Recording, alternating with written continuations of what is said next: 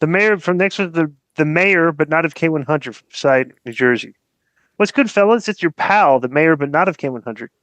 This week, my question is to Konnan in regards to the Thunder Rosa situation. If this happened in your company, what would be the course of action you're in?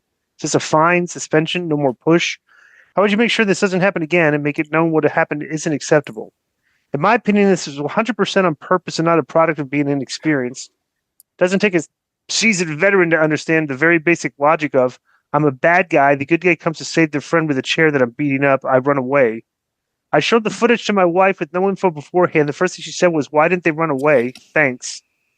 P.S. Disco, I'm planning a vacation to Vegas, not during WrestleMania, so expect a run-in at Sapphires. I'll be in the VIP area and making it rain with taxpayer money before Doge stops me. Hey, by the way, Mayor of K100, send me your real name via DM so I can put it in our ID scanner so you can be banned when you try to when they scan your ID. That's tremendous. So, I like that. I like the pre-ban. Konnan, did you find out anything? I asked you. Let's see if you always pick on Joe for not getting things done, but I asked you, could you contact Thunder Rosa and possibly find out the facts behind what happened in that the post match between her and the Megan Rain and the Penelope Ford? Did you get that done? No. No, you didn't. If you remember, wait a minute.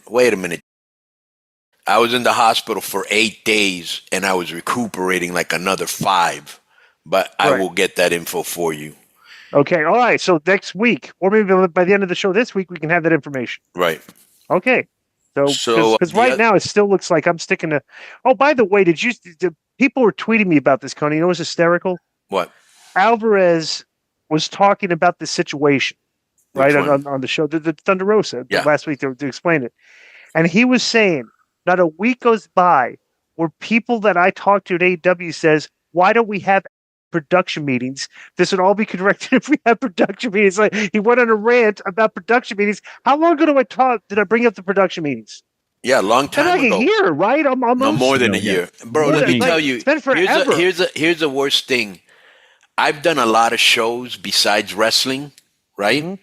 I've never, ever been to a place where they didn't have a production meeting. You cannot run a show without a production meeting. But this is what happens when you get a guy, and this happens a lot. I see this so much in my profession, who watches a lot of wrestling, therefore he's an expert. He doesn't know what he's doing, bro. And that's why people usually use the same bookers, because it's not easy to do. Anybody can, why didn't this guy go over? Why didn't that? Right. There's so many nuances, intricacies that you don't even know about, that you don't even read about in the dirt sheets. Okay, it's not an easy job, and he's proving it.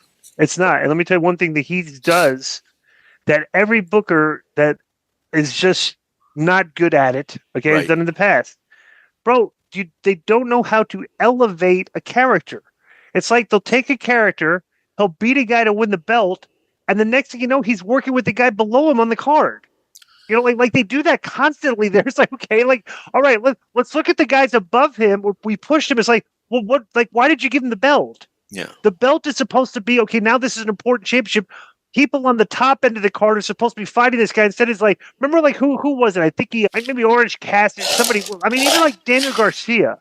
Daniel Garcia just won the belt recently. That's the main thing where people with no experience booking is they don't know how to push people because they're scared to beat people above, like that. It's like you're scared. You see, it's a scared booking. You don't want to beat this guy. And so it's like, well, don't push the guy that needs to beat him. Now you're stuck with both of the characters and working against people like below him on the card. It's done nothing to advance your television. So whatever. If you want to make some fantasy picks on your favorite sports, check out Underdog Fantasy. It's all the rage, where you can choose higher or lower between 2 to 8 players, and you can win up to 325 times your entry. Use the code K100 at the Underdog Fantasy website, on the app, or at our personalized link, and you can receive up to $1,000 in bonus cash as well as a free pick. Underdog Fantasy offers a unique approach to fantasy sports, and it's a simple pick-em style format. You can select players you believe will outperform expectations without the complexities of traditional daily fantasy sports. The user-friendly interface and growing community make it easy and fun to play, plus it's available in over 30 U.S. states. We will share our picks for you every week on K100 Sports. You can follow along or play against us. So use the code K100 at UnderdogFantasy.com on the app or at the link included in the show notes and receive up to $1,000 in bonus cash plus a free pick. UnderdogFantasy.com. It's an underdog thing. All right, next is from Julian Manjeras from Deming. Hello, K100 crew. What's the future for Thunder Rosa? Will she be put at a championship spot in the next 6 months? This no-sell moment has got me pretty intrigued. Do you think Mercedes Moné could be an opponent moving towards Double or Nothing in Glendale on May 25th? I hope all is well. P.S. I actually just got a ticket for TNA in El Paso for Sacrifice on March 14th, so that'll be an epic night. Julian Manjeras from Deming, New Mexico. Julian, obviously you're very excited about AEW, being an AEW fan, but I think you're kind of misguided on all of this Thunder Rosa stuff, to be honest with you. I think that thing was just you know what I was thinking? Because I did a couple days ago. I went and saw what was going on with this. The actual, like, the story came out. Like, do we ever get an actual, like, well, what happened when they went backstage? We still don't know anything, right? Nothing. No. Okay, so I was looking that up. Yeah. So then I was looking a bit, like the chatter on the internet was that, you know, Tony wants to push this girl as a monster, and that's like what they did was what they should have done. Like her and Penelope before, no soul, not back down for Thunder Rosa. Now I'm wondering, okay, if this is one of those things where, bro, you know how it is, okay? The girls get the agent comes in and gives them the creative. All right, tell them what's happened in the match. After the match, this is what's going to happen. They get it. All right, I'm going to come in and stuff. Then you're getting near your time for your spot. Tony Khan's walking down the hall. The girls go to him. Hey, you know, they got us at the thing at the end. And Thunder Rosa's coming in the chair. Should we back down from her? And Tony says, no, you shouldn't back down. I was like, yeah, that's what I thought. And then, like, then your spot's coming up, and then because this is what it looked like. Nobody was on the same page there.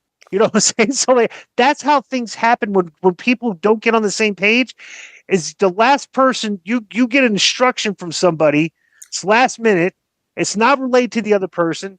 You go out there and two people perform. I got a funny story. So there was a referee when I was doing North Georgia Championship Wrestling, right? Was the first organization I did. Scotty Riggs worked there, right? And we worked in the show down in Ordeal, Georgia. This guy, Ben Masters, excellent promoter, one of the best promoters I used to work for growing up because he always ran a good show. He'd bring, you know, name talent in, plus the local guys, and plus the indie guys he would bring back to try to make them a name on the shows. So I was like one of the names on the shows because I was always like the indie guy in the car. So I was wrestling Scotty Riggs one time, and the referee was Mr. Wrestling Number Two's kid. I forget the guy's name, but he was Mr. Wrestling Number Two's kid, right? He was a referee.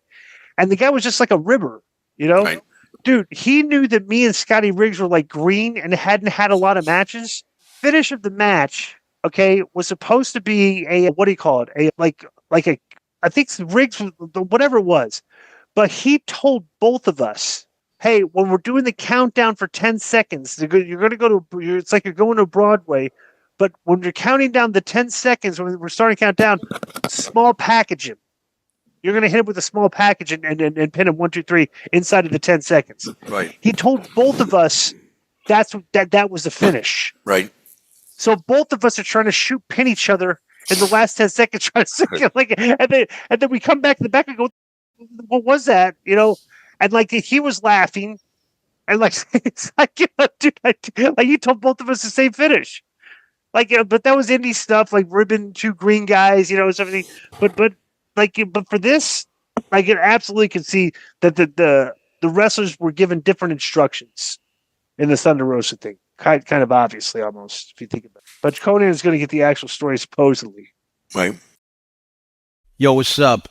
I just want to thank you guys for watching this clip. Don't forget to hit the like button, leave a comment, and subscribe. And join our YouTube membership for hours and hours of exclusive, unedited, uncensored content. And being a member will help you get involved in our upcoming live streams.